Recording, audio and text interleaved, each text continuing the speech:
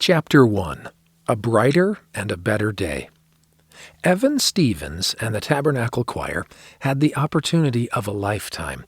It was May 1893, and the World's Columbian Exposition had just opened in Chicago, a booming metropolis in the Midwestern United States.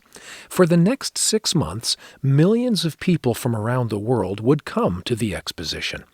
There were 600 sprawling acres to explore, filled with grassy parks, shimmering lagoons and canals, and gleaming ivory-colored palaces.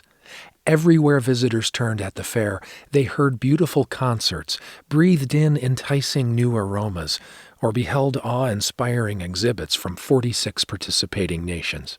If you wanted to get the world's attention, Evan knew, you could find no bigger stage than the World's Fair. As the conductor of the choir, he was eager to perform in the Grand International Eisteddfod, a prestigious Welsh singing competition to be held at the fair that fall. He and many choir members were Welsh, or of Welsh descent, and had grown up steeped in the musical traditions of their homeland. Yet the competition was more than a chance to celebrate their heritage. Performing in Chicago would give the Tabernacle Choir, the premier singing group of the Church of Jesus Christ of Latter-day Saints, the perfect opportunity to put their talent on display and introduce more people to the church. Time after time, misinformation about the saints had brought them hardship and conflict with their neighbors.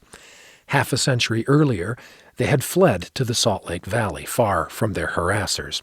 Yet peace had been fleeting, especially after the saints began openly practicing plural marriage.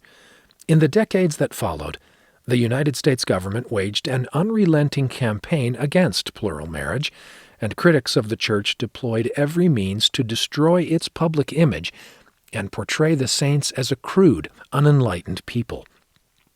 In 1890, Church President Wilford Woodruff issued the Manifesto, an official statement calling for the end of plural marriage among the saints. Since then, the federal government had eased its opposition to the church. Change was slow, however, and misunderstandings persisted. Now, at the century's end, the saints wanted to give the world a true picture of who they were and what they believed. As eager as Evan was to have the choir represent the church at the fair, he very nearly had to pass up the opportunity. A financial crisis had just struck the United States, crippling Utah's economy. Many choir members were poor, and Evan did not want them to use their income for the journey. He also worried that they weren't ready for competition. Although they had sung like angels at the recent Salt Lake Temple dedication, they were still a choir of amateurs. If they were no match for the other choirs, they could embarrass the church. In fact, earlier that year, Evan and the First Presidency of the church had decided not to enter the contest after all. But then the Eisteddfod had sent representatives to Salt Lake City. After listening to the choir sing, the representatives informed George Q. Cannon, first counselor in the First Presidency, that the saints could win the competition. Turning to Evan, President Cannon asked, "Do you think our choir has a fair chance?" "I do not think we can win the contest," Evan replied, "but we can make a fine impression." That was enough for President Cannon. Other saints, also hoping to represent the church well, had already left for Chicago. Leaders of the Relief Society and Young Ladies Mutual Improvement Association would be speaking at the fair's Congress of Representative Women, the largest assembly of women's leaders ever held. B.H. Roberts, one of the 7 presidents of the 70, hoped to speak about the church at the Parliament of Religions being held at the fair. At the First Presidency's request, the choir began rehearsing immediately and scrambling to find a way to fund the trip. Evan needed to do the impossible, and he had less than 3 months to do it. That spring, the economic crisis hampering the Tabernacle Choir was also threatening the church with financial ruin. 6 years earlier, at the height of its anti-polygamy campaign, the United States Congress had passed the Edmunds-Tucker Act, authorizing the confiscation of church property. Worried the government would seize their donations, many saints had stopped paying tithing, greatly reducing the church's main source of funding. To cover its losses, the church had borrowed money and invested in business ventures to provide enough funds to keep the Lord's work moving forward. It also took out loans to cover the cost of finishing the Salt Lake Temple. On May 10, 1893, the First Presidency asked Apostle Heber J. Grant to travel east immediately to negotiate new loans to relieve the church's financial burdens. In Utah, banks were failing and agricultural prices plummeting. Soon the church would not be able to pay its secretaries, clerks, and other employees. Since Heber was the president of a Salt Lake City bank and had many friends in the finance industry, church leaders hoped he could secure the money. Once Heber agreed to go, President Cannon gave him a blessing, promising that angels would assist him. Heber then caught a train for the East Coast, the weight of the church resting on his shoulders. If he failed, the church would default on its loans and lose the trust of its creditors. It would then be unable to borrow the money it needed to stay running. Soon after arriving in New York City, Heber renewed several loans and borrowed $25,000 more. He then pursued another loan, ultimately securing an additional $50,000. But his efforts were not enough to keep the church financially afloat. As the days went by, he struggled to find more lenders.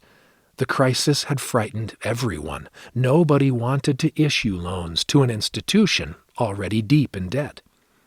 Heber began losing sleep. He worried his health would fail before he fulfilled his mission. "I am over 6 feet high and weigh but 140 pounds, he noted in his journal, so there is not much surplus for me to draw on. On the morning of May 19th, Emmeline Wells was anxious.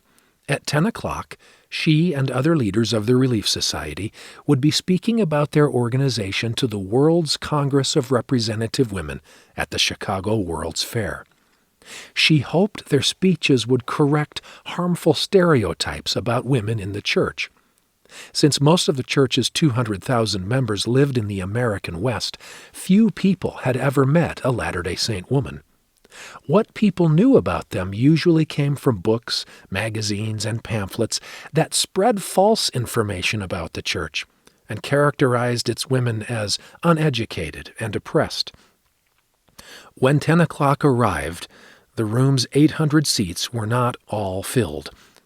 Although the Relief Society session had been well advertised, other important sessions were happening at the same time, drawing away people who might otherwise have come to hear the Utah women speak. Emmeline recognized a few faces in the audience, many of them saints who came in support. She did, however, spot one important audience member who was not a Latter-day Saint, reporter Etta Gilchrist. 10 years earlier, Etta had written a novel condemning plural marriage and the saints, but since then, she and Emmeline had found common cause in advocating for women's voting rights, leading Emmeline to publish one of Etta's articles on suffrage in the Woman's Exponent, a newspaper Emmeline edited in Utah. A positive report from Etta would certainly help the saint's reputation. The session opened with a performance of Eliza R. Snow's hymn, "O My Father." Relief Society General President Zina Young and other leaders then delivered short addresses about the work of the Relief Society and the history of the church. The speakers included women who had come to Utah as pioneers, as well as those who were born in the territory. When Emmeline spoke, she praised the sophistication of Utah's women writers and described the Relief Society's many years of experience in grain storage. "If ever there is a famine," she told the audience, "come to Zion." Before the meeting ended, Emmeline called Etta to the platform. Etta rose and took a seat beside Zina. She shook hands with each of the women from Utah, touched that they would treat her kindly after she had once belittled them. Etta's report on the Relief Society meeting appeared in the newspaper a few days later. "The Mormons are apparently a most religious people," she wrote. "Their faith in their religion is marvelous." Describing the welcome she received from the saints, she added, "This one meeting was to me worth coming to Chicago for." Emmeline was grateful for the compliment. As banks and businesses in Utah failed, 19-year-old Leah Dunford worried about her family. They were not wealthy, and her mother, Susa Gates, a daughter of Brigham Young, had sold precious land so Leah could study health and fitness at a summer school held on Harvard University's campus in Cambridge, Massachusetts. Leah wasn't sure she should go. Was it right, she wondered, to benefit from her mother's sacrifice? Susa wanted Leah to attend the summer school no matter the expense. At the time, many young Latter-day Saints were leaving Utah to study at prestigious universities in the eastern United States. Susa had studied at the summer school the previous year, and she hoped her daughter would have a similarly good experience. She also thought that one of the students she met there, a young Norwegian Latter-day Saint named John Whitsoe, would be an ideal match for Leah. Worries about money aside, Leah was eager to further her education. Her mother believed that young Latter-day Saint women needed a good education and career training. Until recently, plural marriage had made a covenant marriage available to virtually any Latter-day Saint woman who desired it. But Leah's generation, the first to reach adulthood after the Manifesto, no longer had that guarantee, or the guarantee of financial support that marriage brought women at that time. Though educational and career possibilities were expanding for women in many parts of the world, parents in the church often worried that these opportunities would lead their daughters to marry husbands outside the church and leave the faith. For this reason, leaders in the Young Ladies Mutual Improvement Association had begun emphasizing that young women should develop strong testimonies and make important decisions prayerfully. Susa, in fact, had already encouraged Leah to fast and pray about her relationship with John Whitsoe. Susa's marriage to Leah's father, who was a heavy drinker at the time, had ended in divorce. She yearned for her daughter to have a happy marriage to a righteous young man. Of course, Leah had yet to meet John in person. So far, they had only exchanged a few letters. In June 1893, Leah traveled to Harvard, a distance of more than 2,000 miles, with 4 other women from Utah. They arrived late at the house where John and the other Latter-day Saint students lived, so they didn't have time to meet the young men. The next morning, though, Leah noticed a quiet young man sitting in a corner by himself. "I guess you're Brother Whitsoe," she said to him. "I heard my mother talk about you." She had always imagined John as a tall, strapping Scandinavian. Instead, he was short and slight. What on earth did her mother see in him? Thoroughly unimpressed, Leah ignored John until dinner time. When the housekeeper recruited John to carve the meat, Leah thought, "At least he's useful." Then, after everyone knelt to bless the food, John offered the blessing. His prayer went straight to Leah's heart. "There's the man," she told herself. After that, Leah and John were almost always together. One afternoon, while wandering together in a park, they stopped on a small hill overlooking a pond. There, John told Leah about his childhood in Norway and his youth in Logan, Utah. It soon started to rain, so they took shelter in a nearby tower, and Leah went on to tell John about her life. They then climbed to the top of the tower and talked for another hour and a half about their hopes for the future. John Whitsoe was in love with Leah Dunford, but he didn't want to admit it. When she first came to the school, he wanted to ignore her. He was too busy and not interested in romance at this stage in his life. He had big plans for his future. Leah was a distraction. But he liked how she could play several instruments and talk lightly or seriously, depending on the occasion. He liked that she helped the housekeeper clean up when everyone else sat and did nothing. More than anything else, he liked her ambition. "She has a desire to do something in the world," he wrote to his mother Anna in Salt Lake City. "She will be one of Utah's leading women in education."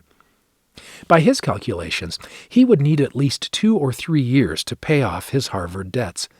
He would then need 4 years for graduate school in Europe, and another 4 years to pay off that debt. Then he would need at least 3 more years to earn enough money to even consider marrying Leah. John was also still sorting out his own religious beliefs. He had faith in Jesus' purity and goodness. When he first came to Harvard, he had also received a strong spiritual witness that God had helped him pass his entrance exams, but he was less sure about the church. Earlier that year, he had written to his mother with questions he had about the church and its leaders. The letter had so distressed Anna that she had written back immediately, certain he had lost his testimony. In his next letter, John had tried to explain himself. Like some other saints his age, he grappled with doubts.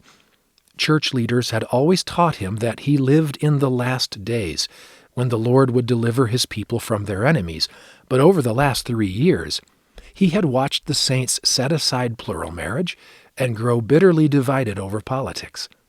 He now questioned whether the saints would ever succeed in building Zion. Everything seems to have gone against expectations, he had told his mother. In his letters home, John had also tried to explain that it was not enough for him to simply believe something. He had to know why he believed it. "It is of no use to say that I believe it, and think no more about it," he had written. Still, he continued to pray for greater understanding of things pertaining to the church. Then, on July 23rd, he had a powerful spiritual experience. A Methodist woman attended the Latter-day Saint students' Sunday service, and John was asked to give an impromptu sermon. Surprised, he stood up, unsure what he would say. He quickly decided to talk about the personality of God, hoping his words would help the visitor understand what the saints believed. As he spoke, he didn't get flustered or repeat himself, as he sometimes did when speaking in public. Instead, he preached a clear, intelligible sermon for more than 30 minutes. "I felt God's Spirit help me," he wrote to his mother. "I have never known so much about God and his personality." After the meeting, John spent the rest of the day with Leah. As they talked, John told her he wanted to visit his mother. He had already told Anna so much about Leah. Now he wanted them to meet in person. As midnight approached on September 1st, 1893, Heber J. Grant lay wide awake in a New York City hotel room. Earlier that day, he had received a terrifying telegram. Zion's Savings Bank and Trust Company, the church's most important financial institution, was on the verge of failure. So, too, was the State Bank of Utah, where Heber served as president. If he didn't wire money to the banks the next day, they wouldn't be able to open for business. Both Heber's and the church's reputation with creditors would be damaged, perhaps forever. Heber tossed and turned for hours. Earlier that year, George Q. Cannon had promised that angels would help him. More recently, Joseph F. Smith, the second counselor in the first presidency, had promised him success beyond his expectations. But now Heber couldn't imagine anyone loaning him enough money to save the banks. He prayed for help, pleading with God as tears streamed from his eyes. Finally, around 3 o'clock in the morning, he fell asleep, still unsure how he would solve this dilemma. He awoke unusually late. Since it was Saturday, the banks would close at noon, so he needed to hurry. Kneeling in prayer, he asked the Lord to find someone willing to loan him $200,000. He said he was willing to make any sacrifice, including giving the lender a hefty commission on the loan. After the prayer, Heber felt cheerful, sure the Lord would help him. He decided to visit John Claflin, the head of a large mercantile company, but John was not in his office. With time running out, Heber caught a train to the city's financial district, hoping to visit another bank. On the way, he became absorbed in a newspaper and missed his stop. Exiting the train, he walked along aimlessly. When he came upon the office of another acquaintance, he stepped inside. There, he ran into John Claflin, the very man he wanted to see. Knowing Heber's predicament, John agreed to loan the church $250,000, provided he receive a 20% commission. Despite the high cost, Heber could see that the Lord had answered his prayers. He wired money to Salt Lake City immediately. The funds arrived just in time to save the foundering banks. Pay no attention to your competitors until you have sung, Evan Stevens told the members of the Tabernacle Choir. Simply be calm. It was the afternoon of September 8th. The choir had finished their final rehearsal for the Eisteddfod. In a few hours, the singers would take the stage to perform the 3 musical numbers they had practiced nearly every day that summer.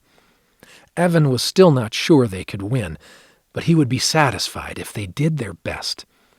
The choir, in company with the First Presidency, had arrived in Chicago 5 days earlier. To meet the requirements of the competition, Evan had trimmed the choir down to 250 singers. When their star soprano, Nellie Pugsley, had a baby weeks before the concert and did not think she could perform at the fair, arrangements were made for her sister to care for the baby while Nellie sang. Funding the trip during an economic depression proved as challenging as getting the choir ready to sing. Choir leaders first tried raising money from Salt Lake City's businessmen. When that failed, the choir decided to hold several concerts, hoping ticket sales would cover costs. They held 2 concerts in Utah and 4 more in major cities between Salt Lake City and Chicago. The concerts were a financial success, but they were a strain on the singers' voices. The choir had continued to prepare in Chicago, drawing hundreds of spectators to their rehearsals at the Utah Building, a large exhibition hall displaying goods and artifacts from the territory. After their final rehearsal, Evan and the singers assembled in the basement of the concert hall. As they waited for their turn to perform, John Nuttall, the choir secretary, offered a prayer, reminding each singer that she or he represented the church and its people at the fair. Enable us, at least, to reflect credit upon thy work and thy people, he prayed, in our endeavor to represent them here before the world, a world that mostly deems us as ignorant and uncultured. When the choir's turn came, Evan took his place at the conductor's podium. The hall was full of around 10,000 people, almost none of them members of the church. In times past, a Latter-day Saint could expect to be heckled in front of such an audience, but Evan sensed no enmity from them. Once the singers arranged themselves on stage, the hall went silent. The choir then sang the opening words of Handel's "Worthy is the Lamb." "Worthy is the Lamb that was slain, and hath redeemed us to God by his blood, to receive power and riches and wisdom and strength and honor and glory and blessing." Their voices were strong, and Evan thought they sounded splendid. When the choir finished the number, the audience erupted in applause. The choir then sang 2 more numbers, and though Evan could hear the weariness in some of their voices, they finished well and exited the stage. "We have done the very best possible," Evan told the First Presidency afterward. "I am satisfied." Later, when the results were announced, the Tabernacle Choir took second place, finishing only half a point behind the winner. One of the judges said the Saints should have won the competition, yet President Cannon believed the choir had achieved something greater. "As a missionary enterprise, it is likely to be a success," he noted, "for it will give thousands of people the opportunity of learning a little truth about us." Evan was likewise pleased with all his singers had accomplished. News about the Mormon choir winning a prize at the World's Fair appeared in newspapers across the globe. He could not have asked for a better reward. The day after the concert, President Woodruff spoke about the Saints during a formal banquet at the fair. "Come and see us," he said, his voice strong. "If you have not already been to Salt Lake City, you are all welcome." He also invited ministers of other faiths to speak in the city. If there is not room in the churches, he said, we will give you our tabernacle. The prophet returned to Utah 10 days later, cheered by the kindness the saints had received in Chicago. The only incident that marred the church's experience at the fair occurred when organizers of the Parliament of Religions resisted B.H. Roberts' efforts to speak about the church at their assembly. Their actions were a sad reminder that prejudice against the church still existed, yet church leaders believed that people across the nation were beginning to see the saints in a new light. The warm reception the Relief Society and the Tabernacle Choir had received at the fair offered hope that the persecutions of the last 60 years were coming to an end. At a small meeting in the Salt Lake Temple on October 5th, the evening before the church's general conference, the First Presidency and the quorum of the 12 apostles partook of the sacrament together. I feel deeply impressed, George Q. Cannon said, that a brighter and a better day is dawning upon us.